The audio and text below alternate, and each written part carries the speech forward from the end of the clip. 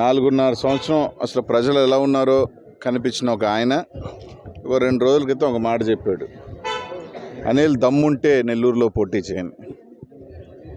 నాకు దమ్ము ఉంది, అన్నీ ఉన్నాయి. నెల్లూరు నగరం నుంచే పోటీ చేస్తా, మళ్ళీ నిన్ను ఓడగొడతా. దాంట్లో ఎటువంటి ఇది లేదు. ఒకవేళ నీ దగ్గర డబ్బు ఉందన్న అహంకారం, మధ్యతరగతి కుటుంబాలు మీద 100 కోట్లు సంవత్సరానికి వసూలు చేసే అహంకారం నీకు ఉండొచ్చు. డబ్బుతో ఏదైతే నీ బ్రతుక్కి నేరుగా టికెట్ తెచ్చుకోలేక పైన ఒకరికి 30 కోట్లు ఒక పార్టీ వ్యక్తికి, కింద ఒక వ్యక్తికి 20 కోట్లు ఇచ్చి నీ బంధువు చేత, ఉత్తరాంధ్రలో ఉన్న నీ బంధువు చేత మధ్యస్థం చేయించుకొని టికెట్ తెచ్చుకునే వ్యక్తివి నువ్వు. నీ పరిస్థితి అది. నువ్వు నన్ను విమర్శిస్తావా?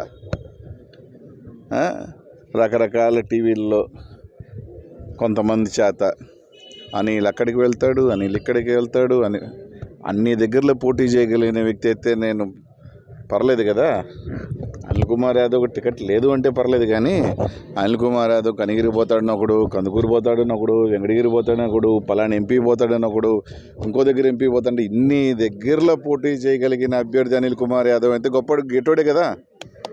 గెటోడైతే నాకు ఇన్ని దగ్గరలో పోటీ చేయ పేర్లు వస్తున్నాయంటే ఎంతో కొంత జగన్మోహన్ రెడ్డి ఆశీస్సుల వల్ల గెట్టోడినే కదా. మీలాగా పక్క నియోజకవర్గంలో పనికిరాని ఏదో పోయినసారి పోటీ చేసాం, 4.5 సంవత్సరం తర్వాత వచ్చి పలానా కార్డు ఉపయోగిద్దాం, ఈ కార్డు ఉపయోగిద్దాం అనుకునే పరిస్థితుల్లో అయితే నేను లేను కదా.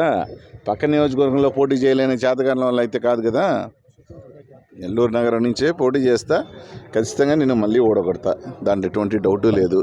నీ డబ్బున్న మదం, డబ్బుతో నేను ఏమైనా కొంటాను, నాకు డబ్బు వెదజల్లితే నాకు ఓట్లు వేస్తారు, డబ్బు వెదజల్లితే నేను నాయకుల్ని కొంటాను, డబ్బు వెదజల్లితే కార్యకర్తలను కొంటాను అన్న నీ మదం ఉందే, ఖచ్చితంగా దాన్ని అనుస్తా.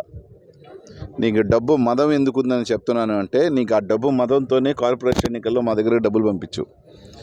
కార్పొరేషన్ ఎన్నికల్లో వైసీపీకి సంబంధించిన మేముంటే మా దగ్గరికి 50 లక్షల రూపాయలు అంటే నువ్వు కూడా మా దగ్గర డబ్బులు పంపించేస్తే మేమేదో నీకేదో ఇది కొడతామని చెప్పి పక్క పార్టీకి సంబంధించి నీ సొంత నాయకులు, కార్యకర్తలను వంచి వాళ్ళకి 1 రూపాయి ఇవ్వకుండా మాకు డబ్బులు పంపించిన డబ్బు అహంకారం, మదం నీది. ఇన్నిసార్లు చెప్పాను, ఇప్పటికి కూడా నువ్వు నాకు డబ్బులు పంపించలేదు అని ధైర్యంగా చెప్పు. నువ్వు డబ్బులు నాకు 50 లక్షల రూపాయలు నా ఇంటికి పంపిస్తే మళ్ళీ నీకు ఫోన్ చేసి నీ డబ్బు నాకు వద్దు, తిరిగి పంపించిన వ్యక్తి అనిల్ కుమార్ యాదవ్ కాదా అని చెప్పు. డబ్బు కోసం కక్కుర్తిపడో, లేదా నువ్వు పంపించిన 50 లక్షల రూపాయలు ఇంట్లో పెట్టుకోనో టైపు నేను కాదు, ఇంకొకరు ఎవరన్నా అయిండొచ్చేమో. అది నీ డబ్బు అహంకారం, మదం. ఆఖరికి నీకు మనుషులు లేక ఎన్టీఎం అనే పేరుతో నెల జీతాలు ఇచ్చుకొని తిప్పుకుంటున్నమాట వాస్తవం కాదా? నీకు నిజంగా నీకు నమ్మి నీకు కార్యకర్తలు ఎవడున్నారో చెప్పు. తెలుగుదేశానికి సంబంధించి నీ కార్యకర్తలు గుండె మీద చేసుకొని నీ మీద అభిమానం పనిచేసే కార్యకర్తలు ఎవరో చెప్పు నాకు. కొందరు గత్యంతరం లేక నీ దగ్గరున్న కొంతమంది కొన్ని రకాల వల్ల నా దగ్గరికి రాలేక అట్లాంటి వాళ్ళు తిరుగుతూ ఉన్నారు తప్ప వాస్తవం కాదా? ఈరోజు నువ్వు పలానా ఎన్టీఎం అని తిప్పుకుంటున్న వాళ్ళు నెల జీతంతో తిప్పుకుంటున్నావు. 4 నెలల తర్వాత వాళ్ళ కనీసం వాళ్ళ ప్రాంతాల్లో ప్రజల దగ్గరికి వెళితే ఆ ఎన్టీఎం ఎవరు ఉంటారా, పోతారా? నువ్వే ఉండు, ఇంకా ఎన్టీఎం యాడ్ ఉంటుంది. ఏందో ఈ మధ్యకాలంలో ఏదో సాంగ్ చెప్పిన అన్ని పవన్లు వేస్తంట, ఏలికి పవన్లు వేసిందంట. ఈయన కూడా గొంతెత్తి మాట్లాడుతున్నాడు జగన్మోహన్ రెడ్డి గారి గురించి రకరకాల కేర్ ఆఫ్ అడ్రస్. నువ్వు పెద్ద మనిషిపై నారాయణ అంటే డబ్బు ఉంటే నువ్వు పతివ్రతవే, నువ్వు దోపిడీదారుడు కాదా? 18 కోట్లు పెట్టి 600 కోట్ల పేదల అసైన్మెంట్ భూమి లాక్కున్న ఎదవి నువ్వు. పేద బిడ్డలు, మధ్యతరగతి బిడ్డలు, పిల్లలు లక్షల రూపాయలు జలగల్లాగా వసూలు చేసుకుంటున్న క్యారెక్టర్ నీది. నువ్వు మాట్లాడతావా? పొద్దున్న లేస్తే ఏ కార్యక్రమానికైనా కుటుంబ సమేతంగా తిరుగుతున్నావు. ఎందుకు తిరుగుతున్నావు అందరికీ తెలుసు, జనాలకి ఇంకో అనుమానాలు రాకూడదని. నేను నోరెత్తి నేను కూడా మాట్లాడి చాలా నీచంగా మాట్లాడతా. ఒక గౌరవం ఇస్తా ఉన్నా, గౌరవంతో తగ్గట్టు మాట్లాడు. దమ్ములు గిమ్ముల గురించి నువ్వు నా దగ్గర మాట్లాడు మాకబ్బా. నా దమ్ము ఏందో జిల్లా చూసింది చాలా మంది చూసారా? కాదు, చాలా మంది చూశారు. నీ కాలేజ్ ఏది చెప్పు? వేరే వాడు ఎవడో బిడ్డ, పేద బిడ్డ ఆడన్నా స్కూల్లో చదువుకొని ర్యాంక్ తెచ్చుకుంటే ఆ ర్యాంకులు కొనుక్కునే బతుకు నీది. ఇప్పుడు కూడా చెప్తున్నా, నీ సీటుని 50 కోట్ల రూపాయలకి కొనుక్కున్నావు నువ్వు. వేరే పార్టీకి పైకి ఒక పార్టీ దగ్గరికి 30 కోట్లు ఇచ్చావు, కింద ఒకడికి 30 ఇచ్చావు, 20 ఇచ్చావు. ఇది వాస్తవం అని నేనుగా చెప్తుంది. మళ్ళీ నేను అంటున్నాను కూడా, మీ తెలుగుదేశం పార్టీలో ఉన్న ముఖ్యులు అంటున్నారు ఈ మాట, గుసగుసలు మాట్లాడుతున్నారు.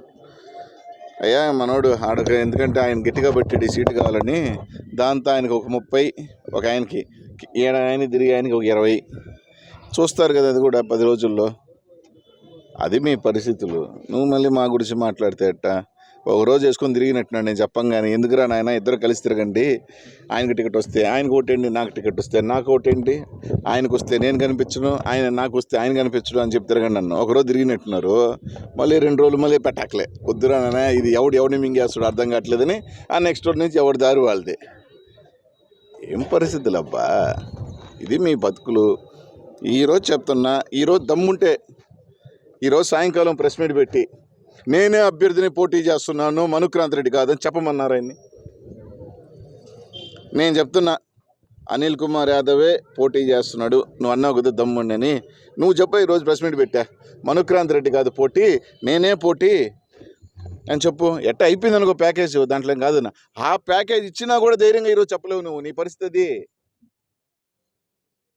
ఈరోజు సాయంకాలం ప్రెస్ మీట్ పెట్టి ధైర్యంగా నువ్వు చెప్పు. ప్యాకేజ్ సెటిల్ అయిపోయినా కూడా చెప్పలేవు నువ్వు. నేను చెప్తున్నా, నెల్లూరు సిటీ నుంచి నేనే పోటీ చేస్తున్నాను. చాలా దమ్ములు గిమ్ములు ఎందుకు? మరెన్నో వీడియోల కోసం మా ఛానల్ ని సబ్స్క్రైబ్ చేసుకొని పక్కనే ఉన్న బెల్ ఐకాన్ ని క్లిక్ చేసి యాక్టివేట్ చేసుకోండి.